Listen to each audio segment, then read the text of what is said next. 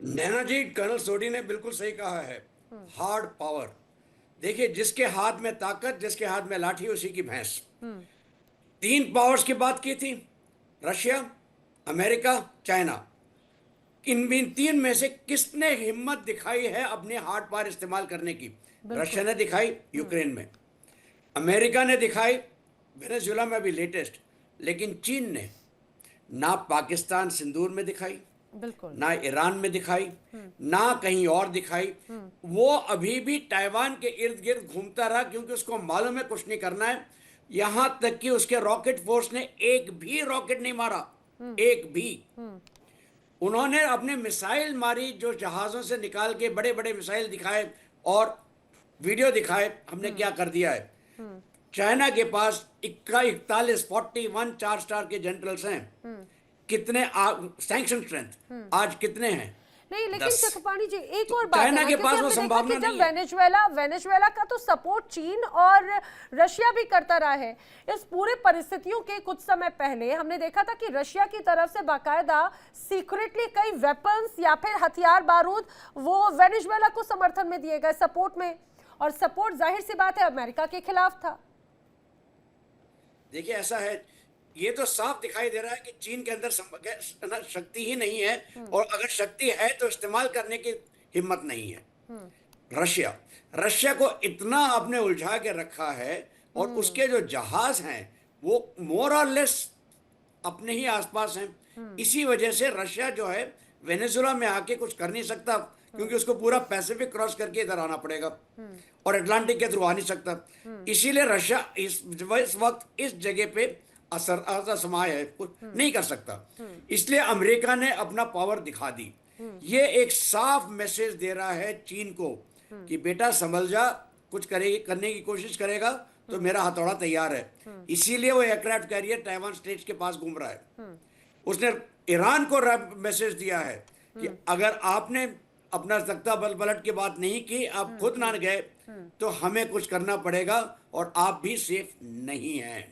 बिल्कुल सेफ ठीक तो है। अब कोई भी और नहीं है। ईरान के साथ साथ देखिए, इसमें एक पेच और है। जी जी जी। इस अगर अमेरिका नहीं चाहता, तो सऊदी अरेबिया और यूएई के बीच में जो झड़प चल रही है इतनी बड़ी नहीं होती।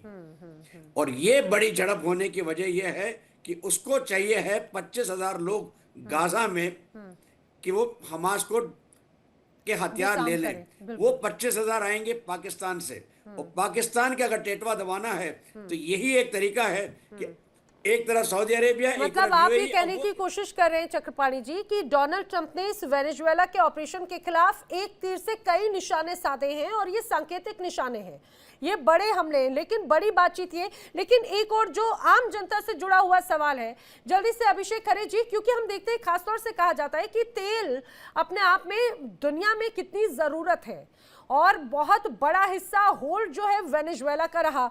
हमने देखा था कि 1976 में तेल उद्योग का जैसे ही राष्ट्रीयकरण किया गया, उसके बाद से अमेरिका ठनक चुका था सीधे सीधे वेनेजुएला से। अब जब ये पूरी स्थिति बदल चुकी है, अब उसमें कई जानकार ये भी कहते हैं कि आने वाले वक्त में खासतौर से कई ऐसे जहां पर डोमिनेंस है, डोमिनेंस की बात हो तो अमेरिका का डोमिनेंस एक बार फिर से वेनेजुएला के इन तेल उद्योगों पर बढ़ेगा। तो इसका असर क्या दुनिया पर, देशों पर पड़ेगा? क्योंकि डोनाल्ड ट्रंप तो सत्ता का किस तरह से इस्तेमाल कर रहे हैं या फिर दुरुपयोग कर रहे हैं सैंक्शंस के माध्यम से, टैरिफ के माध्यम से, ये हम सभी जानते हैं। जी नैना जी, मैं यहाँ पर फिर थोड़ा सा जी ध्यान एक चक्रपाणी अलग जी भी चीज कुछ पे। कह रहे थे। जी जी, दोनों का ऑडियो। जी नैना जी, एक विशेष चीज आपने जो अभी यहाँ पे बताई, एक वाक्य में आपका ये जी जी ध्यान आकर्षित करता हूँ। अमेरिका के ईस्ट कोस्ट में जितनी भी ऑयल रिफाइनरीज हैं, जी। ये सारी रिफाइनरीज वेनेजुएला क्रूड के लिए ऑप्टिमाइज्ड हैं। ओह अच्छा। अभिषेक जी, जी आपका। Thank you. देखिए, मैं नैना जी थोड़ा ध्यान आपका फिर एक दूसरी तरफ लगाता हूँ, मतलब जी ले जाना चाहता हूँ। जी जी क्या जो अमेरिका के राष्ट्रपति ट्रंप मदुरो पे आरोप लगा रहे हैं कि ये नार्को टेररिज्म करते हैं, वो सही है या गलत है? तो थोड़ा सा इसको भी देख लेते हैं, मैं जल्दी से इसको बताता हूँ। जी देखिए, वर्ष 99 से ह्यूगो शावेज हैं वहां पे वेनेजुएला में राष्ट्रपति रहे, 13 से अभी 26 तक राष्ट्रपति हैं मदुरो। हो क्या रहा था कि 13 तक तो इनकी अर्थव्यवस्था बहुत बढ़िया चल रही थी, ऑयल पे बेस्ड थी, 90% ऑयल वहां से वो अर्थव्यवस्था में कंट्रीब्यूट कर रहे थे। लेकिन हुआ क्या, 14-15 में जैसे ही वर्ल्ड में ऑयल की कीमत गिरी, इनकी जो ऑयल इंडस्ट्री थी, इनका जो पूरा देश ऑयल एक्सपोर्ट पे बेस्ड था, वो कलेप्स होने लगा। फिर उसके बाद दूसरी चोट इनको लगी जब कोविड-19 आया, तो उस 2 साल में इनकी पूरी अर्थव्यवस्था खराब हो गई। अब मदुरो के पास ऑप्शन नहीं थे, क्योंकि इन्होंने अपनी इकोनॉमी डाइवर्सिफाई की ही नहीं थी। तो अब ये क्या करें, तो इन्होंने एक नया रास्ता निकाला।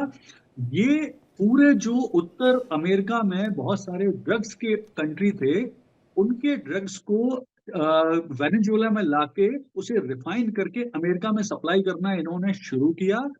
और इसीलिए फिर ये ड्रग्स जो टेररिज्म है या ड्रग्स कार्टेल जो इनके यहाँ डेवलप हुए हैं, वो इसी वजह से हुए।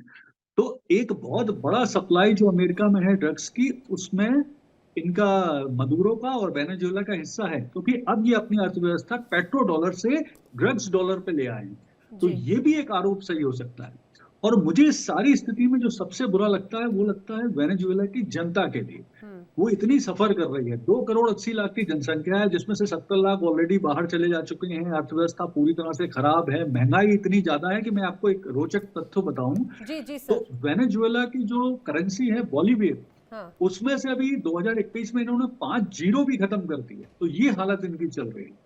और एक और जो लास्ट में अभी इस आक्रमण के बाद इन्होंने नोटिफिकेशन जारी किया, उस नोटिफिकेशन में वेनेजुएला सरकार ने बोला था कि हम अमेरिका के एग्रेशन का विरोध करते हैं। तो ये तो सेंसलेस बात है, वो आपकी बात सुन रहा है क्या? तो स्थिति बड़ी खराब है। इसमें और कोई शक कुल नहीं। मिला के जो सफर कर रहे हैं वो वेनेजुएला की जनता ही करने वाली लास्ट में। और यहाँ मैं ये भी क्लियर कर दूं, वेनेजुएला की जनता किसी भी तरह का कोई विरोध नहीं करेगी, केवल सैनिक अधिकारी और सेना ही थोड़ा बहुत विरोध लेकिन करेगी। अभिषेक जी, मुझे लग रहा है सेना भी नहीं करेगी, सेना भी नहीं करेगी, क्योंकि जिस रूप में अभी जो परिस्थिति नजर आती है। जी, मैं उसका रीजन बताता हूँ। देखिए, जो ड्रग्स का पूरा सिंडिकेट चलता है, उसमें सेना के अधिकारी, इसके अलावा जो वो पेट्रोलियम बेचते हैं, उसमें भी सेना के बड़े अधिकारी शामिल। तो इसलिए वो विरोध करेंगे, लेकिन वो बहुत छोटा सा रहेगा। जनता की तरफ से कोई विरोध नहीं होगा, क्योंकि जनता को तो लगेगा कि अगर सत्ता चेंज हो रही है और उनकी अर्थव्यवस्था चेंज हो रही है, देश में परिवर्तन से उन्हें फायदा है, तो वो।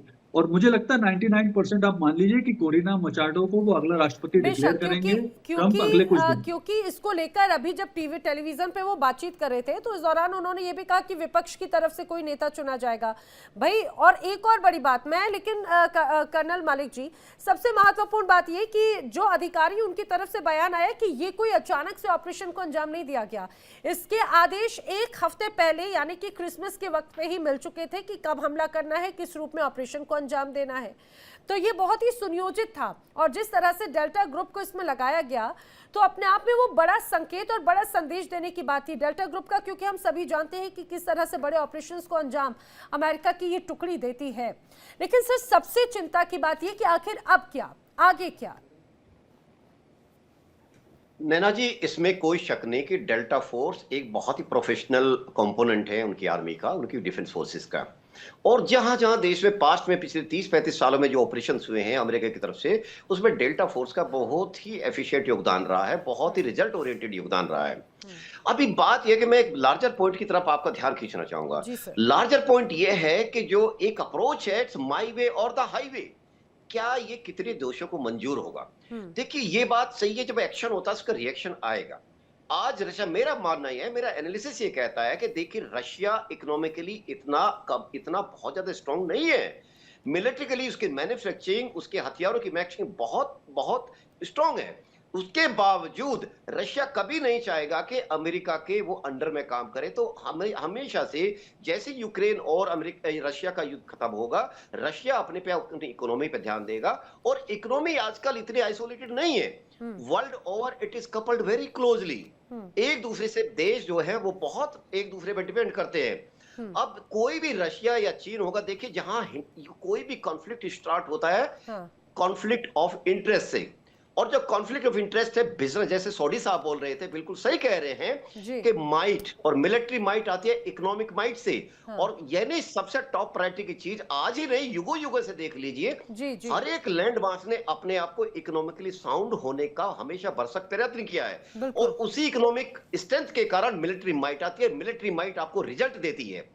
अब मैं ये इस बात को नहीं मानता कि अमेरिका की जो ये नीति चल रही है वो छोटे छोटे देश को तो प्रभावित कर सकती है, उनको डराने में भी मैसेज दे सकती है, लेकिन जो उसकी जो बड़ी इकोनॉमीज है वर्ल्ड की, वो अपने पे ध्यान दे रही है। और चाइना का मैं एक बड़ा चतुर एक तरह से मुंह मानता हूं। नहीं, लेकिन मनीष जी एक और बात, क्योंकि कई तरह की ऐसी रिपोर्ट्स रही कि कई जगहों पर तख्ता पलट या कई जगहों पर कियोस्क क्रिएट करने में भी डीप स्टेट्स या यूएस का बहुत बड़ा रोल रहा। इवन अभी हमने देखा ईरान वगैरह में भी जिस तरह से बड़ा कियोस्क है, उसमें भी ऐसी तस्वीर, बांग्लादेश हमारे सामने उदाहरण है।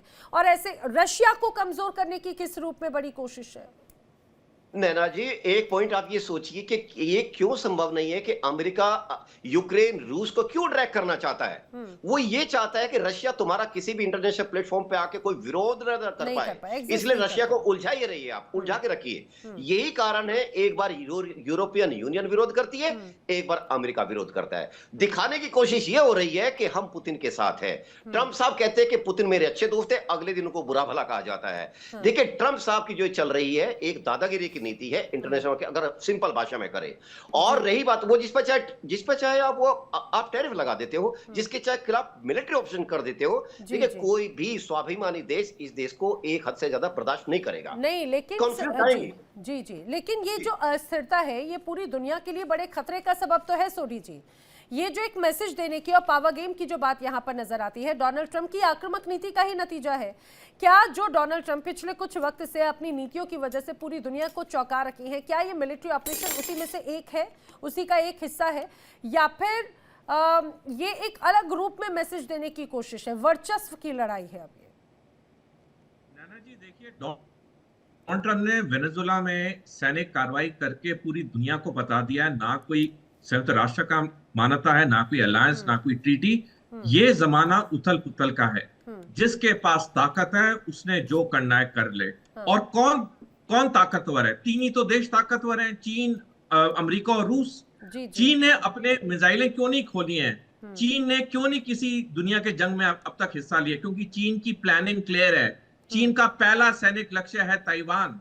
चीन ताइवान से पहले कहीं पे अपना मोर्चा नहीं खोलेगा, और ये अमेरिका भी जानता है। यहां तक कि पिछले साल 12 अप्रैल को पीट हेग्सेथ, जो कि अमेरिका के रक्षा मंत्री, उन्होंने बयान दिया कि चीन की हाइपरसोनिक मिसाइल अमेरिका की 11 एयरक्राफ्ट कैरियर को 20 मिनट में बर्बाद कर सकती है। उन्होंने ये भी बोला, अमेरिकी सेना में जितनी वॉर गेम्स होती हैं, हर वॉर गेम में अमेरिका चीन से हारता है। तो अमेरिका तो कभी चीन के साथ लड़ ही नहीं सकता है। और तभी मैं बार बार कह रहा हूं, जो कि ये अमेरिका की नेशनल सिक्योरिटी स्ट्रेटेजी रिपोर्ट में भी लिखा है कि दुनिया को 3 अनौपचारिक भागों में बांट दिया है। अब होगा क्या? कुछ छोटे मोटे देश आपस में लड़ते रहेंगे, और यही 3 महाशक्तियां वहां पे शांति कराती रहेंगी और कहानी खत्म हो जाएगी।